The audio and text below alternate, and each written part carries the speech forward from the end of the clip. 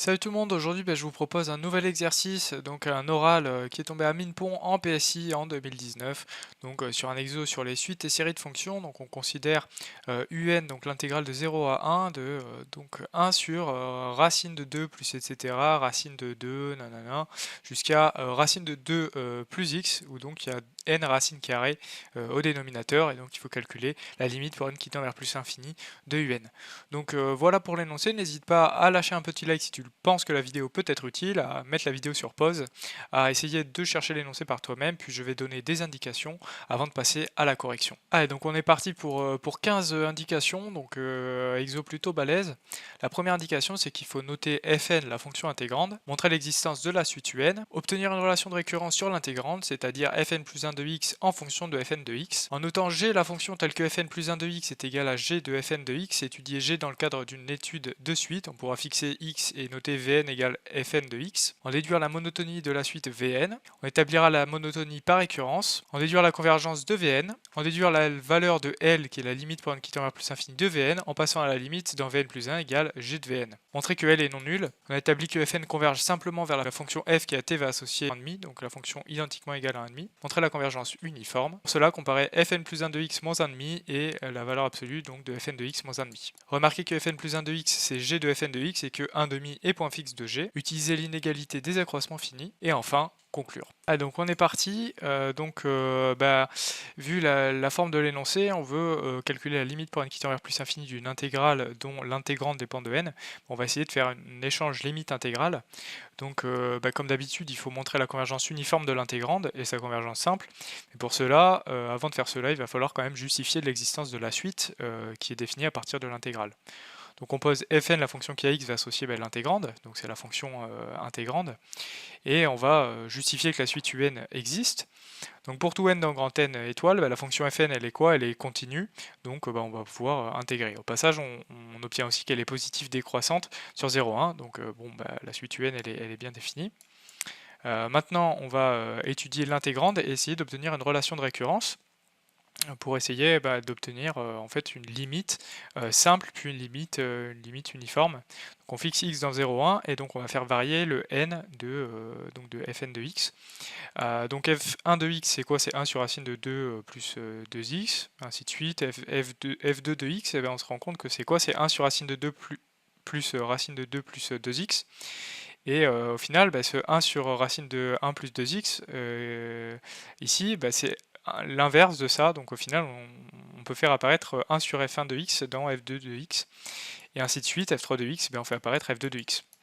Donc c'est pas mal, on obtient par récurrence immédiate que fn plus 1 de x, c'est 1 sur racine de 2 plus 1 sur fn de x, et tout calcul fait, c'est équivalent à quoi? Fn plus 1 de x égale racine de fn de x sur 2 fn de x plus 1, donc en mettant sous même dénominateur. Donc voilà, c'est pas mal. Donc on va poser la fonction g qui à t va associer du coup racine de t sur 2t plus 1, de sorte que fn plus 1 de x soit égal à g de fn de x. Et donc, les fn de x, ça nous gêne un peu vu qu'on a fixé x. On n'a qu'à laisser tomber le x pendant un certain temps et poser vn égale fn de x, de sorte à se ramener en fait à ce qu'on a toujours fait en première année, c'est des suites de la forme vn plus 1 égale g de vn. Donc on retombe sur un cours de première année et on a une suite qui est définie par récurrence. Il faut vérifier que l'intervalle de définition des Vn est stable par G. Donc Vn c'est quoi? C'est cette chose-là. Au dénominateur, c'est plus grand que du coup n racine de 2 qui est plus grand que racine de 2. Donc au final Vn il est donc effectivement positif mais inférieur ou égal à 1 sur racine de 2 en appliquant la fonction inverse qui est décroissante sur R plus étoile.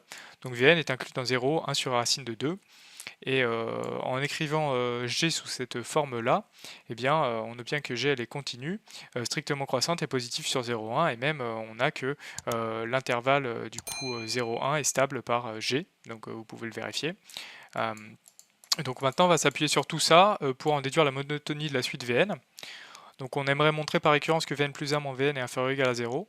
Donc si vous ne le sentez pas directement, vous avez qu'à essayer de montrer, de chercher le signe de la différence des deux premiers termes et affiner la récurrence ensuite. Donc en vérité, si on le sent bien, on peut commencer par ça. Donc on commence par l'initialisation, donc on veut montrer que V2 est inférieur ou égal à V1. Bah, l'idée, c'est quoi? C'est que on veut éviter les racines carrées, donc on se ramène plutôt à une comparaison des carrés, sachant que les termes sont positifs, donc on va tout élever au carré. Donc on regarde v2 carré moins v1 carré, ça fait ça. Ensuite on met sous le dénominateur, etc. Et ensuite on multiplie, donc on a au dénominateur on a un truc de la forme a plus une racine. Donc on va multiplier par le conjugué, c'est-à-dire 1a pardon, moins la racine pour faire obtenir, pour obtenir une identité remarquable du dénominateur. Donc on va obtenir ça. Ensuite on continue de développer et au final eh bien, on va obtenir ça et factoriser le numérateur pour faire une étude simplifiée du signe. Donc le numérateur c'est quoi? Ça va faire au final 2 fois 2x plus 1 fois x moins 1, le dénominateur étant toujours positif. Donc v2 carré moins v1 au carré, il va dépendre du signe du numérateur. Donc vu que x est dans 0, 1, le numérateur est négatif, et donc v2 carré moins v1 carré est négatif. Et donc v2 carré inférieur ou égal à v1 carré. Et si on applique la racine carrée qui est croissante sur R+, et vu que les Vn sont positifs, donc comme je l'ai dit, on se ramène à montrer, on s'est ramené à montrer que Vn est inférieur ou égal à V1. V2 est inférieur ou égal à V1. Maintenant pour l'hérédité, on va fixer un certain n tel que Vn plus 1 est inférieur ou égal à Vn. On va appliquer la fonction g qui est croissante. On va obtenir du coup g de Vn plus 1 est inférieur ou égal à g de Vn, c'est-à-dire Vn plus 2 est inférieur ou égal à Vn plus 1. Et donc on a bien montré qu'à tout x fixé, la suite Fn de x est décroissante, c'est-à-dire la suite Vn est décroissante. Donc super. On a aussi montré que la suite Fn de x elle est bornée, donc en particulier elle est minorée, et vu qu'elle est décroissante, la suite Fn de x elle converge vers une certaine limite. Donc on va essayer de la calculer. On va noter L la limite donc pour n qui tend vers plus infini du Fn de x. La fonction g étant continue, on va essayer de passer à la limite dans l'égalité Fn plus 1 de x égale g de Fn de x pour obtenir que L égale g de L. Donc on cherche en fait un point fixe de g. Au final, on remplace avec la définition de g, ça fait L égale racine de L sur 2L plus 1. Donc ensuite, on élève au carré, on fait passer les termes par-ci par-là, et on se ramène en fait à un calcul d'équation produit nul. C'est que soit L égale, donc après on développe, ici on a un trinôme, donc soit L égale 0, soit le trinôme est nul. Donc le trinôme, après on peut le factoriser, ça fait 2L moins 1 fois L plus 1.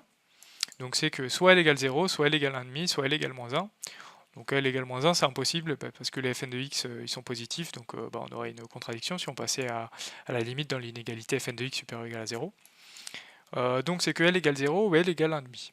Bon, donc allons-y. On va montrer que L est non nul, et comment est-ce qu'on le pressent? En fait, quand on rajoute une racine carrée, parce qu'on cherche la limite pour n qui tend vers plus infini, donc à chaque fois que n augmente, on rajoute une racine carrée, et ça va à chaque fois éloigner en fait Fn de x de 0, peu importe la valeur de x fixée entre 0 et 1. Donc on sent bien que L ne peut pas être égal à 0, donc on va le montrer. F1 de x c'est plus grand que 1,5.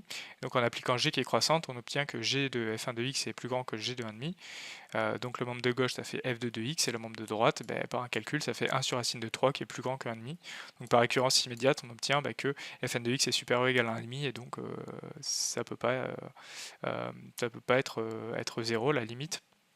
Parce que si on passait dans la limite, à la limite dans cette inégalité, on aurait que 0 est plus grand que 1,5, ce qui est un petit peu douteux. Donc c'est que la limite, c'est, donc là j'ai mis c'est donc que L égale 0, non, c'est donc que L égale 1,5, et donc la limite pour n qui tend vers plus infini de Fn de x, et c'est 1,5. On a donc montré quoi? On a montré que pour tout x dans 0, 1, la limite pour n qui tend vers plus infini de Fn de x, c'est 1,5, donc c'est-à-dire que la suite de fonctions Fn va converger simplement vers la fonction identiquement égale à 1,5, qui est notée dans ce qui suit petit f, c'est assez classique. Il reste à montrer maintenant la convergence uniforme de la suite Fn pour pouvoir intervertir l'intégrale et la limite. Donc allez, il nous reste ça à faire. L'idée, ça va être d'obtenir une comparaison entre du coup fn plus 1 de x moins 1,5 et fn de x moins 1,5 en valeur absolue. Et si on retourne à la définition de fn plus 1 de x, c'est g de fn de x moins 1,5.